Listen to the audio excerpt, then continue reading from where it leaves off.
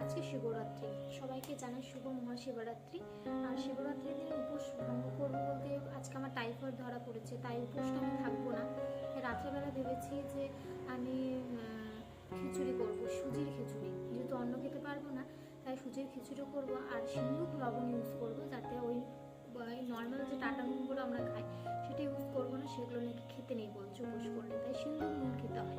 তো সেই নুনটা দিয়ে আমি আজকে খিচুড়ি রান্না করবো। নমস্কার, কেমন আছেন সবাই? ঘন্টুস মামা মাইটি ভিডিওতে সকলকে স্বাগত জানাই।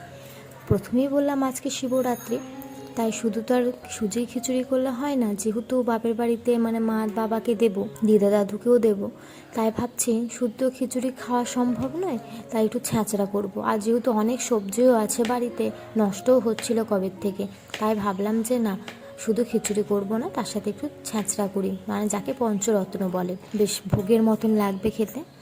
তো দেখি কেমন পারি। কোনোদিনও তো আমি সুজির খিচুড়ি করিনি, তাও আবার ছ্যাঁচড়াটাও আমি সেরকম কোনোদিনও করেছি, কিন্তু ওই পেঁয়াজ রসুন দিয়ে করেছি, কিন্তু নিরামিষে কেমন খেতে হবে সেটা আমি ঠিক বলতে পারছি না।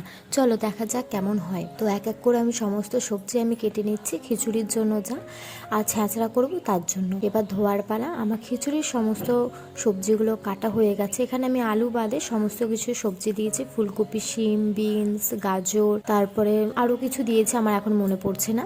এবার ছ্যাঁচড়ার জন্য আমি ডাঁটা, ঝিঙে, বেগুন, আলু সব কিছু কুচি করে কেটে নেব, যেভাবে ছ্যাঁচড়ার কাটে। তারপর একটু আদা বাটা দেব। এখানে আমি আদা রাত্রেবেলা বাটিনি, যেহেতু টাইফয়েড, প্রচণ্ড শরীর খারাপ, একটা মাস থেকে আমি জ্বর ভোগ করেছি এবং একটা মাস থেকে ভীষণ কষ্ট ভোগ করেছি। ওই মনের জোরে যেটুকুন কাজ করছি, মনের জন্যই, জানি যে আমাকে ছাড়া করতে কেউ পারবে না, বা আমি ছাড়া কেউ করবে না, আমি ছাড়া কেউ নাই। হ্যাঁ, সোনামা থাকলে সোনামাই করতো, কিন্তু যেহেতু আমি এখন একা আছি, অরিজিৎকে তো আমাকে খেতে দিতে হবে। আর ও সব থেকে বড় কথা, ও আমার দিকটা খুবই বোঝে, বলবো না বোঝে না। হয়তো সবাই বলবে যে না, বড়াং করছে বরকে নিয়ে, কখনোই না।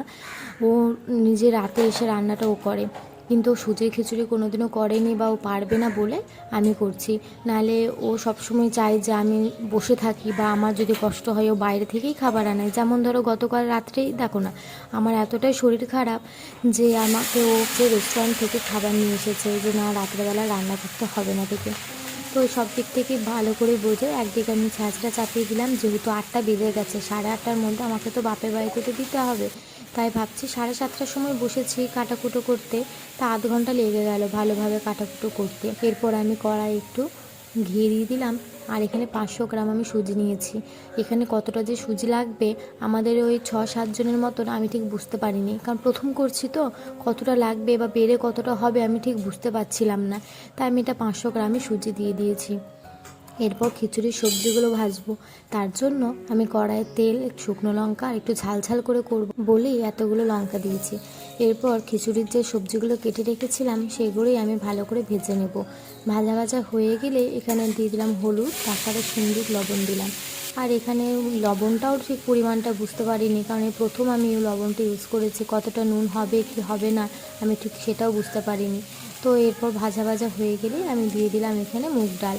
যেহেতু নিরামিষ, তাই এখানে মুগ ডালটা আমি ব্যবহার করেছি। তোমরা অন্য কোনো ডাল অন্য সময় ব্যবহার করতেই পারো, কিন্তু সুজির খিচুড়িতে সচরাচর মুগ ডালটাই দেখেছি বেশিরভাগ সবাই ইউজ করতে।